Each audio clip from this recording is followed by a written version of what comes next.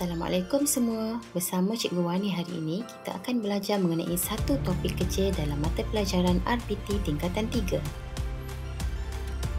Topik tersebut adalah elemen reka bentuk dan prinsip reka bentuk. Elemen reka bentuk adalah unsur-unsur yang digunakan dalam lakaran bagi mempamerkan idea awal suatu rekaan. Prinsip reka bentuk pula adalah konsep atau peraturan yang digunakan ketika menggunakan elemen-elemen reka bentuk. Elemen reka bentuk terdiri daripada warna, bentuk, rupa, ruang, garisan, tekstur, nilai dan saiz. Prinsip reka bentuk pula terdiri daripada pengulangan, penekanan, keseimbangan, keringkasan, kesatuan, kepelbagaian, harmoni, kontras dan pergerakan. Cikgu akan bagi cara mudah untuk murid-murid mengingat prinsip reka bentuk. Bagaimana caranya?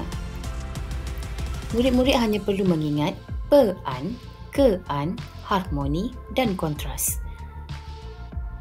Pean adalah pergerakan, pengulangan dan penekanan.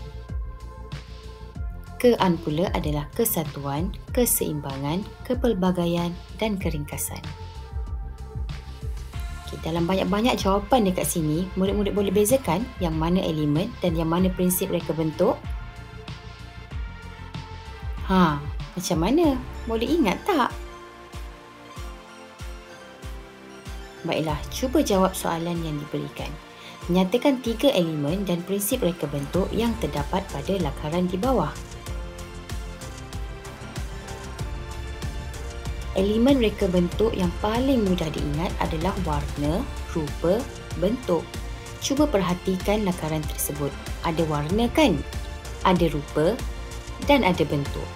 Ada apa lagi? Ada juga garisan, ada juga ruang. Yang seterusnya prinsip reka bentuk, keseimbangan, keringkasan, kesatuan. Cuba jawab pula soalan di bawah. Sila isikan jadual dengan jawapan yang betul.